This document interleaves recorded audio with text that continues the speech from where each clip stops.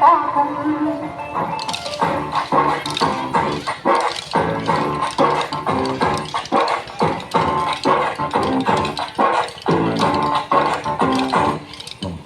ఆడుదమా స్వేచ్ఛాగీతం ఎగరేయుదమా జాతి పతాకం దిగంతాల విరమించి విశ్వవిఖ్యాతి రంగగా జాతి గౌరవం ఆడుదమా స్వేచ్ఛాగీతం ఎగరేయుదమా జాతి పతాకం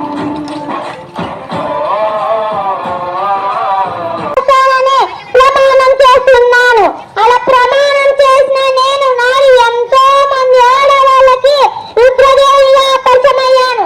మా నాన్న గణపతి దేవునికి పుత్ర సంతానం లేదు, అందుకని మీ అందరికీ నన్ను రుద్రదేవిగా పరిచయం చేశాడు. పాలన కోసం పడ్డాను, ఎంతో కష్టపడ్డాను, మన రాజ్యాన్నే గెలిపించాను. అలా సుభిక్షంగా జరుగుతున్న పాలనలో నేను మీ రుద్రమదేవిని తెలిసింది ఒప్పుకోలేదు. కొంతమంది సామంతులు నన్ను ఒప్పుకోలేదు, బాధపడ్డారు.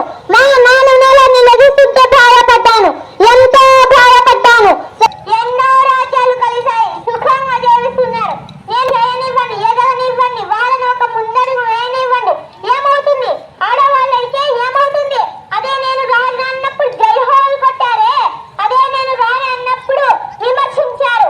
నేను ఒప్పుకోలేదు, మళ్ళీ వచ్చాను, మన రాజ్యం కోసం వచ్చాను. నేను మీ అందరు చెప్పేది ఒకటే, ఆడవాళ్ళను ముందు రానివ్వండి, కష్టపడనివ్వండి, వాళ్ళని ఒక ముందడుగు వేయనివ్వండి. జై హింద్, జై హింద్, జై భారత్.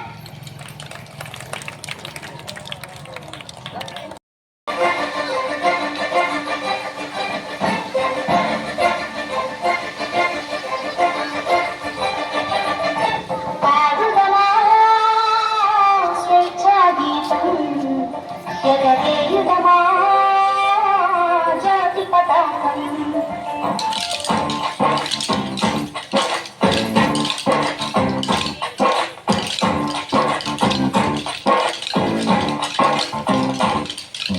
పాడుదమా స్వేచ్ఛాగీతం ఎగరేయుదమా జాతి పతాకం దిగంతాల విరమించి విశ్వవిఖ్యాతి రంగగా జాతి గౌరవం ఆడుదమా స్వేచ్ఛాగీతం ఎగరేయుదమా జాతి పతాకం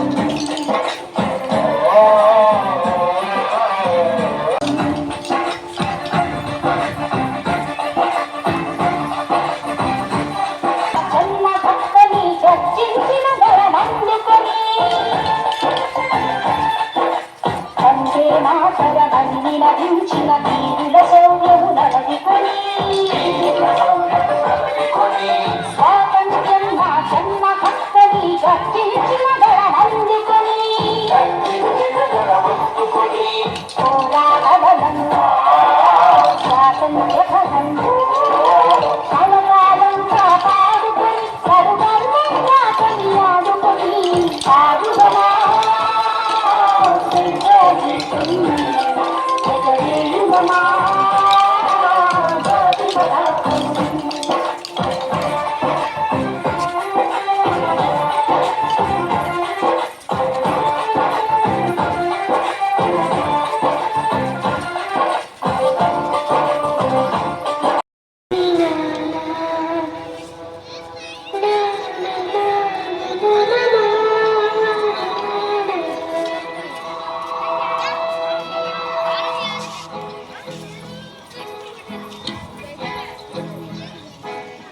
లక్ష్మణదేవి